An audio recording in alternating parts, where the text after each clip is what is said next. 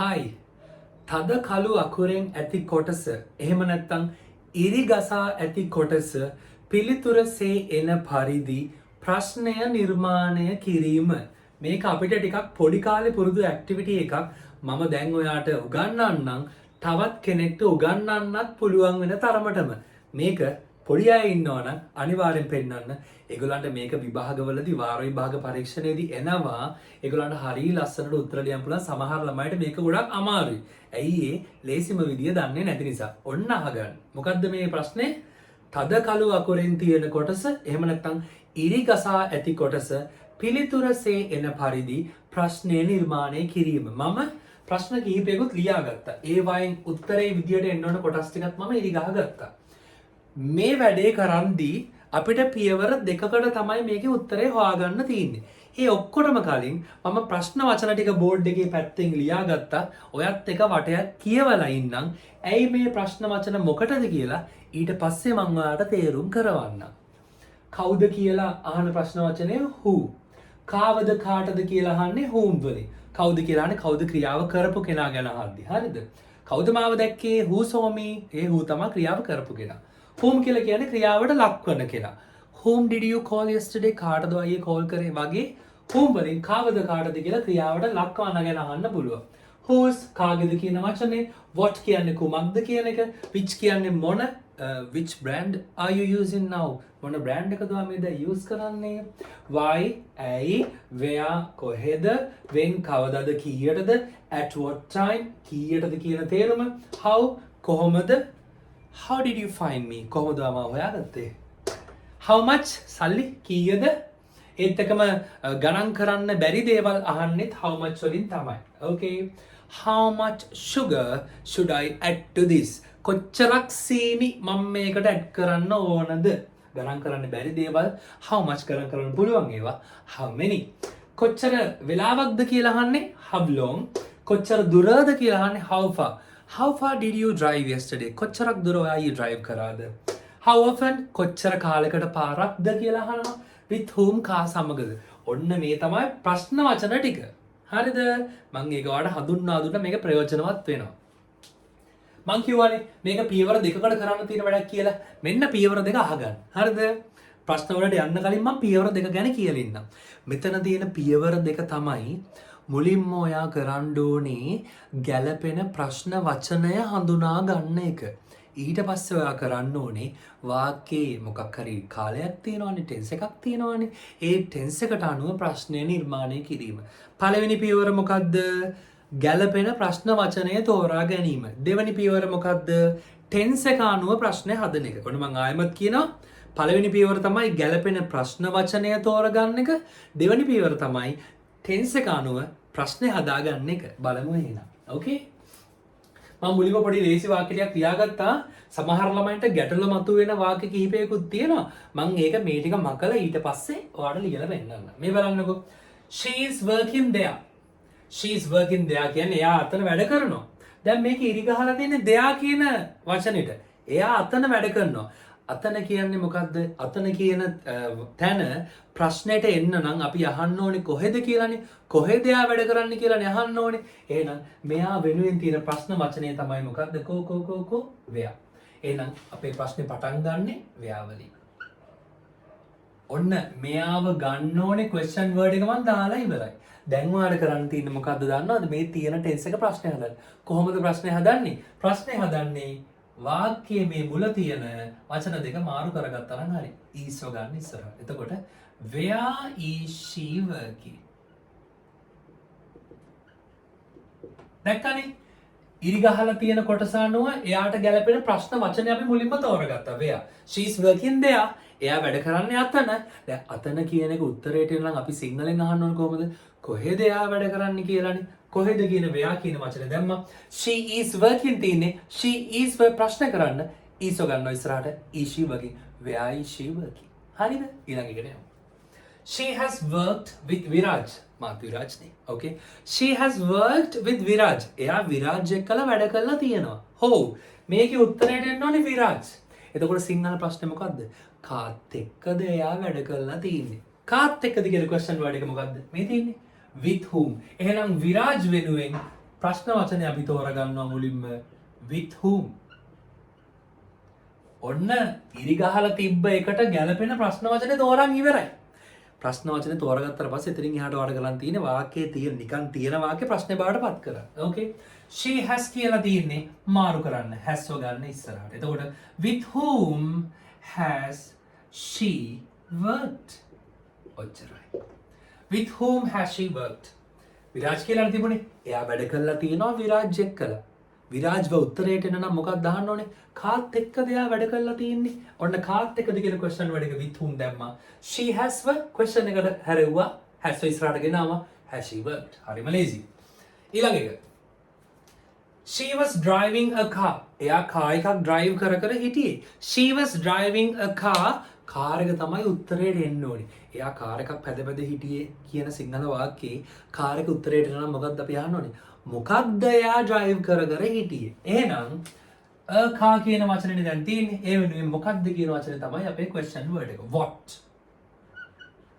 ඉතින් මේක ප්‍රශ්නෙට හරවන්න. she was තියෙන්නේ was ගන්න ඉස්සරහට. what was she driving? She was driving a car. A car උත්තරයට එන්න ඕනේ. What was she driving? මොකක්ද එයා drive කර කර හිටියේ? මොකක්ද එයා drive කර කර හිටියේ? ඊළඟ එක. She will come around 6 pm. එයා 6ට විතර එයි. 6 වෙලාව නම් කීයටද කියලානේ අහන්න ඕනේ. ඔයාලට කීයටද කියලා එක්ක when වලින් අහන්නත් පුළුවන්. at what time ගමුකෝ වෙලාව වෙනුවෙන්ම තියෙන වචනේ නෙමෙයි at what time කියලා කියන්නේ. එහෙනම් 6 වෙනුවෙන් මම ගන්නවා මොකක්ද? at what time. at what time. දන්නවනේ මතකයිනේ. මේ වැඩේ කරන්න පියවර දෙකයි. එක ඉරිගහලා තියෙන කොටසට ගැලපෙන ප්‍රශ්න වචනය තෝරගන්නවා. ඒතර සිංහල වාක්‍ය හිතුවට පස්සේ ප්‍රශ්න වචනය වලට නිකම් එනවා. ඊට පස්සේ තියෙන වාක්‍ය question එකට හරවන්න. එච්චරයි. ඔන්න කීයටද නම් at what time she will එකේ will ගන්න ඉස්සරහට. at what time will she come? දැන් ඔන්න මං මේකේ ඊළඟ අදියර කියලා දෙන්න හදන්නේ. මේ හැම ප්‍රශ්නකදී මොයා දැක්කනේ මම ප්‍රශ්න වචන තේරුවාට පස්සේ මම කරපු එකම පොදු සමාන දෙයක් තිබුණා. ඒ මොකද්ද? මේ හැම වාක්‍යෙම හිටපු කෑල්ල ඉස්සරහට ගත්තා. she is he she කරා. she has she කරා. she was she කරා. එතකොට she will එක will she කරා. දැන් ඔන්න සමහර වාක්‍ය තියෙනවා ඔයාට මෙහෙම ඉස්සරහට ගන්න තියෙන auxiliary verb එක පේන්න නැහැ. අපි ඒක දැනගන්න ඕනේ. මම ඒකට උදාහරණ කිහිපයක් දැන් පෙන්නන්න. ඔන්න මම මේ වාක්‍යෙට කියනවා මම ගන්න යන්න. alright. බලාගෙන ඉන්න ඕනේ. මේ හැම වාක්‍යයකම she is working is ගත්තා. she has work එකේ has ගත්තා. she was එකේ was ගත්තා. she will එකේ will ගත්තා. එහෙම නැතුව එන ප්‍රශ්න වර්ග 3යි ඉංග්‍රීසි වල තියෙන්නේ. කෙලින්ම අංක පිටින් කියන්නේ 3යි තියෙන්නේ. ඒ තමයි do does සහ did කියන ප්‍රශ්න වචන වලින් auxiliary verbs වලින් අපි හදන ප්‍රශ්න ටික. ඔන්න බලා ගන්න. ඒක මම ඔයාලට හරිම ලස්සනටම කියලා දෙන්නම්. මම දැන් ඒ තුන විතරමයි බෝඩ් එකේ ලියාගන්නේ. හොඳේ? බලන් ඉන්නවා. alright. ඔන්න මම පළවෙනි වාක්‍ය ලියන මේ බලන්න. You work there කියලා කියන්නම්කො නිකන්. You work there. මට පෙන්වන්න ඕනේ මේකේ තියෙන ප්‍රශ්නේ තමයි පෙන්වන්න ඕනේ. හොඳේ? You work there. මේකේ උත්තරයට එන්න ඕනේ there කියන වචනේ. එතන කියන දැන් මේකේ තේරුම තමයි ඔයා වැඩ කරනවා එතන. ඔයාගේ සාමාන්‍ය ජීවිතේ. එදත් අදත් හෙටත් වගේ තේරුම. ඔයා එතන වැඩ කරනවා. උත්තරයට එන්න ඕනේ there. හරිවම තියාගන්න. ඊළඟ එක. She comes here. එයා මෙහෙට එනවා once a week. සතියකට පාරක්. ඔන්න සතියකට පාරක් කියන එක තමයි එන්න ඕනේ. ඒ කියන්නේ කොච්චර කාලයකට පාරක්ද එයා මෙහෙට එන්නේ? හදමු පොඩ්ඩක් ඉන්නකෝ. ඔන්න මෙතන verb එක work විතරයි, මෙතන තියෙන්නේ comes විතරයි. ඊළඟ ඒවා.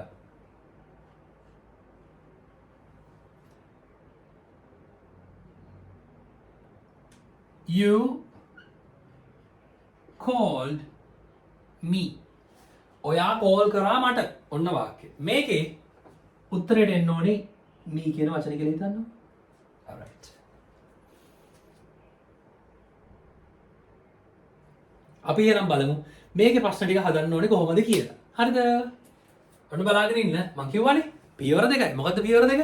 මුලින්ම ඉරි ගහලා තියෙන කෑල්ල උත්තරයට ගන්න ගැලපෙන ප්‍රශ්න වචන තෝරගන්න ඕන. අපි තේරුම් ටික බලමු. alright. මේක අපි ඕනනම් මේ තුනේම ප්‍රශ්න වචන ටික එකපාරම ලියාගෙන ඉමු. ඊට පස්සේ අපිට අවධානය දෙන්න ලේසි. you work there. ඔයා වැඩ කරන්නේ අතන උත්තරයට නම් මොකද සිංහල ප්‍රශ්නේ අහන්න ඕනේ? කොහෙද ඔයා වැඩ කරන්නේ? ඒ කියන්නේ මේ there වෙනුවෙන් ඉන්න question word එක මොකද්ද? where. හරි. She comes here once a week. එයා මෙහෙට එන්නේ සතියකට පාරයි. එතකොට මොකද්ද ප්‍රශ්නේ? සතියකට පාරක් උත්තරයට එන්න නම් මොකක්ද අහන්න ඕනේ? කොච්චර කාලයකට පාරක්ද එයා මෙහෙ එන්නේ? ඒ කියන්නේ කොච්චර කාලයකට පාරක්ද කියන්නේ how often කියන question word එක. how often. You call me. දැන් ඔයා කෝල් කරා මට කියලා ඇත්තටම තියෙන්නේ. හරිද? මේක උත්තරයට ගන්න තමයි. කියන්නේ කාටද ඔයා කෝල් කරේ? කාටද නම් මොකද්ද වචනේ? who. alright. ඔන්න ප්‍රශ්න වචන ටික දැන් දාගෙන තියෙන්නේ. අපිට දැන් තියෙන්නේ ප්‍රශ්නේ වාක්‍යයේ තියෙන ටෙන්ස් එක අනුව ප්‍රශ්නේ හදන්න. කලින් නම් හරිම ලේසි. she is using තිබ්බනම් she is she කරා. she will තිබ්බනම් will she කරා. she has තිබ්බනම් has she කරා. දැන් මේ සෙල්ලම දාන්න බෑ. ඇයි? එහෙම ඒවා මෙතන නැහැ. මෙතන තියෙන්නේ work කියන verb එක තියෙනවා. comes තියෙනවා. call ed එක තියෙනවා. මම කිව්වානේ මේ සෙල්ලම තියෙන්නේ do does did කියන වචන තුනත් එක්කලා විතරයි. හරිම ලේසි බලා ගන්න. හොඳේ? මේ ප්‍රශ්නේ මම ඔයාලට ගොඩ යන්න ටක් ගාලා කියලා දෙනවා. පැටියෝ මෙතන දැන් තියෙන්නේ work නේ. works අල්සයන්න නෙමෙයිනේ. work ed නෙවෙයිනේ. නිකන් work විතරයි තියෙන්නේ. නිකම්ම work නම් තියෙන්නේ. ඔයා දැනට හිතාගන්න මේ work හැදිලා තියෙන්නේ do y work y දෙන්නාම එකතු වෙලා. do work එකල එකතු වෙලා තමයි work හැදිලා තියෙන්නේ. do ආවා කියලා word වෙනසක් වෙලා නැහැ. ඔන්න දැන් මේ work ඇතුලේ සැඟවිලා තියෙන වචනේ අපි do කියලා හඳුනගත්තා. දැන් ඔන්න ඔයාට ඉස්සරහට ගන්න වචනයක් ඉන්නවා. ඉතින් ඔයාට තියෙන්නේ මේ ආව දැන් ඉස්සරහට ගන්න. ටොං ගාලා මෙතන ගන්න. එතකොට මොකක්ද උත්තරේ වෙන්න ඕනේ? අපි where කියන question word එක කලින් ලියාගත්තා. Where do you work? Where do you work? ඔයා කොහෙද වැඩ කරන්නේ?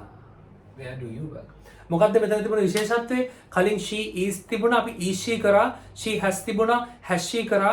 she will තිබුණා will she කරා. මෙතන එහෙම කරන්න බැරි වුණා. ඉතින් මොකක්ද උනේ? මෙතන you work කියන වචනේ විතරයි තිබ්බේ. දැන් මම ඔයාලට මොකක්ද කිව්වේ? work කියලා කියන්නේ අල්සයන නෙවෙයිනේ. අතීත කාලේ නෙවෙයිනේ. නිකම්ම work කියන වචනේනේ. නිකම්ම ක්‍රියාපදේ නම් ඔයා හිතන්න ඒ ඇතුලේ ඉන්නේ do කියලා. do work. ඔන්න do ඉස්සරහට ගත්තා. Where do you work? මේ විශේෂයි. comes. ඔන්න s අකුර තියෙනවා. ඔය s අකුරේ શબ્දය දෙන්නේ හැංගිලා ඉන්න does. හරිද? ඒ කියන්නේ මේ comes කියන verb එක ඇතුලේ ඉන්නේ ඔයා දන්නවද? does කියන වචනේ come කියන වචනේ. හොඳට මතක තියාගන්න does කියන වචනේ යම් කිසි වාක්‍යයක වාට පේන්න ඉන්නවනම් ආයමත් ඒ වාක්‍ය ඇතුලේ අල්සයන ක්‍රියාපද තියෙන්න බෑ. does තමයි අල්සයන්නේ අයිතිකාරය. එහෙනම් ඔන්න comes කියන වචන අපි දෙකට කඩාගත්තා. does come. එහෙනම් මෙන්න මෙයාව තමයි ඉස්සරහට එන්නේ. එතකොට how often මම පොඩ්ඩක් යටින් ලියා ගන්නවා. how often දැන් හරි. how often does she come here? දැක්ක නේද වැඩි? මේ ප්‍රශ්නවල තියෙන විශේෂත්වය මොකද්ද? කලින් වගේ ඉස්සරහට ගන්න කෙනාව පේන්නේ නැහැ. හරිද? අපි දැන් එයාව හදලා තමයි ගන්න. okay. you call me. හරි මීට ගැලපෙන්න whom වරන් තියෙන්නේ you call කියලා තියෙන්නේ. හරිද? නිකම්ම ක්‍රියාපදේ නම් ඇතුලේ හිටියේ do. අල්සයන නම් ඇතුලේ හිටියේ does. හරිද? අතීත කාල ක්‍රියාපදේ නම් ඇතුලේ ඉන්නේ කවුද? did. මෙයාගේ ඇතුලේ ඉන්නේ did කියන වචනේ call කියන වචනේ. ඔන්න does පේන්න ඉන්නකොට ආයි අල්සයන තියෙන්න බෑ වගේ තමයි did පේන්න ඉන්නවා නම් ආයි අතීත කාල ක්‍රියාපද තියෙන්නත් බෑ. මොකද did තමයි අතීතයේ අයිතිකාරය. එහෙනම් ඔන්න call කියන වචනේ දෙකට කඩා ගන්න did call. ඔන්න දැන් වාට ඉස්සරහට ගන්න කෙනෙක් ඉන්නවා. හරිද? එහෙනම් whom did you call? තේරුණා නේද විශේෂ අවස්ථාව තුන? ඕකේ. කොහොම කරත් තියෙන්නේ පියවර දෙකයි. ඉරි ගහලා තියෙන කොටසට අදාළව ප්‍රශ්න වචනය තෝරගන්නවා. ඊට පස්සේ තියෙන ටෙන්ස් එක අනුව ප්‍රශ්නය හදනවා. she is කියලා තිබුණා නම් is she වෙනවා. she has කියලා තිබුණා නම් has she වෙනවා. she will කියලා තිබුණා නම් will she වෙනවා. එතකොට youth එකලා නිකම්ම ක්‍රියාපදයක් තිබුණා නම් do ඉස්සරහට එනවා. එතකොට she works වගේ තිබුණා නම් does she work වෙනවා. අල්සයන්නට does ඉස්සරහට එනවා. අතීත කාලයක් තිබුණා නම් you went වගේ තිබුණා නම් went කියලා කියන්නේ go ගේ අතීත කාලෙනේ. කියන්නේ did we go තමයි ඉන්නේ නම් where did you go කියලා හැදෙනවා. තවත් එක විශේෂ එකක් තියෙනවා. ඒකත් පෙන්නලා ඉන්නවා. alright. ඔන්න බලන්න ඒක මොකක්ද කියලා. ඒකෙන් පස්සේ ඉතින් මගේ මේ කෙටි පාඩම අවසන් වෙනවා. 100% මේක ලකුණු ටික වඩ ගන්න පුළුවන්. මෙන්න බලන්න ඊළඟ එක. alright. බලාගන්න. Ravi came here yesterday. Ravi came here yesterday. Ravi ඊයේ මෙහෙ ආවා. මෙන්න මේකේ උත්තරයට ගන්නලු අපිට රවිව. රවි ඊයේ මෙහෙ ආවා කියන වාක්‍ය පැටියෝ රවි උත්තරේ වෙන්න නම් මොකක්ද අපි අහන්න ඕනේ? කවුද ඊයේ මෙහෙ ආවේ කියලා. මේක තමයි ඇත්තටම ලේසිම එක. දැන් මේ වාක්‍යයේ සබ්ජෙක්ට් එක තමයි අපිට ප්‍රශ්න කරන්න වෙලා තියෙන්නේ. මේක කොච්චර ලේසිද දන්නවද? ඔයාලට තියෙන්නේ රවිව කපලා who කියන වචනේ දාන්න විතරයි. වෙන මොකුත් කරන්න නැහැ. ඒ කියන්නේ රවිව කැපෙනවා who කියන වචනේ එනවා. Who came here yesterday? කවුද ආවේ මෙහෙ? ඔය who කියන වචනේ කවුද කියලා අහන වචනේ රවි නිමල් වගේම සබ්ජෙක්ට් එකක්මයි. නිමල් මාව දැක්කා. Nimal saw me. නිමල් උත්තරයට ගන්න ඕනේ. එතකොට අහන්න තියෙන්නේ මොකද්ද? කවුද මාව දැක්කේ කියලා නිමල්ව කපලා whoව දාන්න who saw me. හරි ලේසියෙන් තේරුණා නේද? ඕන ප්‍රශ්නයකට තද කළු අකුරෙන් තියෙන එහෙම නැත්නම් ඉරි ගහලා තියෙන කොටස උත්තරේ විදියට ගන්න මොකක්ද පියවර දෙක ඔයා උත්තරේ ලියන්න ඕනේ. පළවෙනි එක ඉරි ගහලා හරි තද කළු අකුරෙන් හරි තියෙන කොටසට අදාළ ප්‍රශ්න වචනේ තෝරගන්න.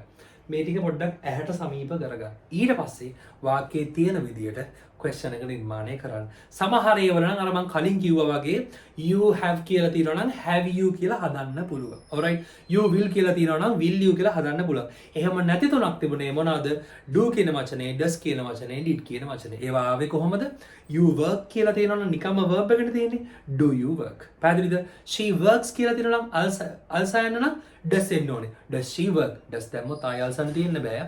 you went කියලා තියෙනවා නම් අතීත කාල නම් did ගන්න did you go. did දාවොත් ආය අතීත කාල තියෙන්න බෑ. එහෙනම් ඔන්න හරි නේද? ඔයා එහෙනම් මෙන්න මෙහෙම කරන්න. දැන් ඔයා කැමති වාක්‍යයක් ටයිප් කරන්න. ඒ ටයිප් කරන වාක්‍යයේ උත්තරේ විදියට හදන්න කැමති කොටස ඔයා inverted commas ඇතුලේ ටයිප් කරලා ඔයාගේ වාක්‍යයට හදන්න. ඒකට ඔයාට මෙන්න මෙහෙම ලස්සන උත්තරයක් හදන්න. ඒ කියන්නේ ප්‍රශ්නෙත් ඔයාගේ උත්තරෙත් ඔයාගේ. මම පොඩි උදාහරණයක් පෙන්නන්නද? මෙන්න මෙහෙමයි දැන් ඔයා කමෙන්ට් කරන්න ඕනේ. කමෙන්ට් කරනත් එකම ආදරෙන් මතක් කරනවා 6 ශ්‍රේණියේ සිට 11 ශ්‍රේණිය දක්වා ඔයා දන්න ළමයි ඉන්නවා නම් ඔයාගේ කවුරු නංගි මල්ලි දුව පුතා හරි ඉන්නවා නම් අපිට බබාගේ නමයි ශ්‍රේණියයි WhatsApp කරන්න අපි ඒගොල්ලන්ව අපේ පන්ති වල සම්බන්ධ කරගන්න. අපි ගාව ලස්සන වැඩ පිළිවෙලක් තියෙනවා. පොඩි කාලේ ඉඳන් ළමයිට ඉංග්‍රීසි හදාගත්තොත් හොඳයි කියලා කියනවනේ. එතකොට මේ පස්සේ එන මේ අමාරුකම් ටික එන්නේ නැහැ කියලා කියනවනේ. ඉතින් අපි ඒ සූදානම දෙනවා. වාර විභාගේ ලකුණු උපරිම කරන්න අපි ලස්සන වැඩ ගොඩක් කරනවා. ඒත් එක්කම තමන්ගේ ස්පෝකන් ඉංග්‍රීසිත් මම මේ පන්ති ඇතුළත හදනවා. ඉංග්‍රීසියෙන් කතා කරන එක ඒ ළමයින්ට 아무තු දෙයක් වෙන්න නරකයි. තමන් දන්න දේ ටක් ගාලා කියන්න පුළුවන් වෙන්න ඕනේ. ඉතින් ඒ ඔඩ් ගතිය නැති කරන්න මම ඒකට ලොකු ශක්තියක් දෙනවා. මෙන්න මෙහෙමයි ඔයා කමෙන්ට් කරන්න ඕන බලාගන්න. වාක්‍යයත් ඔයාගේ උත්තරෙත් ඔයාගේ. දැන් උත්තරේ විතර අපි ප්‍රශ්නයක් නේ හදන්නේ. ඒ බලන්න මම කියන්නේ. alright. ඔන්න මම වාක්‍යයක් ලියනවා let's say හරි okay මෙන්න බලන්න බලමු දැනුම පරීක්ෂා කරමුකෝ. She came here to buy something. මේ වාක්‍යෙ මම තේරුම කියලා ඉන්න. She came here එයා මෙහෙට ආවා to buy something යම් කිසි දෙයක් ගන්නට. මෙන්න ඉරි ගහලා තියෙන්නේ මේ කැලලටලු. to buy something යම් කිසි දෙයක් ගන්නට. එතකොට මොකද්ද සිංහල ප්‍රශ්නේ? එයා මෙහෙ ආවා යම් කිසි දෙයක් ගන්නට. යම් කිසි දෙයක් ගන්නට කියන එක උත්තරේ වෙන්න නම් ඇයි එයා මෙහෙ ආවේ? ඇයිනේ? එහෙනම් මෙයා ඔන්න බලන්න. දැන් ඔයාගේ වාක්‍යනේ මේක. ඔයා මෙන්න මෙයාව inverted commas කරන්න. මොකද ඔයාලට කමෙන්ට් කරද්දී අන්ඩර්ලයින් කරන්න බැරි නිසා. හරිද? එහෙනම් ඔන්න ඔයා දන්නවා මේ කෑල්ල තමයි දැන් ඔයා උත්තරයට ගන්න ඕනි කියලා. මේ වාක්‍යයත් ඔයාගේ උත්තරෙත් ඔයාගේ. එහෙනම් උත්තරේට අපි පටන් ගමු. මේකනේ තියෙන්නේ එහෙනම් y කියලා දැම්මා. අන්න වැඩේ. she came තියෙන්නේ ඉස්සරහට ගන්න කැලි පේන්නේ නැහැ. අතීත කාලේ කවුද ඉන්නේ? did එකේ ඉන්නේ. එහෙනම් did තමයි ඉස්සරහට ඉන්නේ. why did she did આવතයි අතීත කාලේ ඉන්න බෑ. why did she come here? ඔන්න ඔයාගේ උත්තරේ. පැහැදිලිද කියන එක? alright. තව වාක්‍යයක් මම හදලා දෙන්න. මේ බලන්න මම කියන්නේ. She needs 5 students. එයාට ඕනලු සිසුන්ව 5 දෙනෙක්. සිසුන් 5 දෙනෙක් එයාට ඕනලු. She needs 5 students. ඔයාගේ උත්තරේ විදියට එන්න ඕනේ 5 students. මේ ඔයාම දාන වාක්‍යයක්. වාක්‍යයත් ඔයාගේ උත්තරෙත් ඔයාගේ. හරිනේ. 5 students ලා එන්න ඕනේ උත්තරේට. එහෙනම් මොකක්ද ඔයාලා දාන්න ඕනේ? ඇයට අවශ්‍යයි සිසුම් 5 දෙනෙක්. සිසුම් 5 දෙනෙක් කියන සිසුම් 5 දෙනෙක් කියන එක උත්තරයට එන්න නම් මොකද්ද දාන්න ඕනේ? කාවද එයාට ඕනේ. කාවද කියන වචනේ මොකද්ද තියෙන්නේ? who. දැන් මේ වචනේ මම සිසුම් 5 දෙනාම ගත්ත නිසා පොඩ්ඩක් වෙනස් වෙනවා. මම ඊළඟටත් මේක වරම් පොඩි වෙනසකුත් කරලා පෙන්නන්නම්. කාවද එයාට ඕනේ කියලා දාන්න ඕනේ නේද? whom කියන වචනේ තමයි දාන්න ඕනේ. whom මතකයි නේද? S අකුර නම් තියෙන does ඉස්සරහට එන්න ඕනේ. whom does she need? කාවද එයාට ඕනේ. මේකෙම අනිත් එක. මොකද මේක දැක්කම කට්ටියට වෙන ප්‍රශ්නයක් තමයි මතක් වෙන්නේ. She needs 5 students. මොකද මම මෙතන උත්තරයට ගත්තානේ 5 students කියන සමස්ත කොටසම. දැන් උත්තරයට එන්න ඕනේ 5 විතර. She needs 5 students. පහ උත්තරයට නම් මොකද්ද ප්‍රශ්නේ වෙන්න ඕනේ? සිසුන් කී දෙනෙක්වද ඇයට ඕනේ? සිසුන් කී දෙනෙක්වද ඇයට ඕනේ? කී දෙනෙක්වද කියලා අහන වචන මොකද්ද? ටින් ටින් ටින් ටින් මේ දින්නේ how many. සිසුන් කී දෙනෙක්වද කියලා අහන්නේ how many students. ඒ කියන්නේ මේ number 5 වෙනුවෙන් අපි මොකද්ද ගන්නෙ? how many students. how many students අර සත්කාරයම තමයි ඉතින්. අල්සයන් නම් තියෙන්නේ does මුලට එනවා. how many students does she does අවතයි අල්සයන් තියෙන්න බෑ need.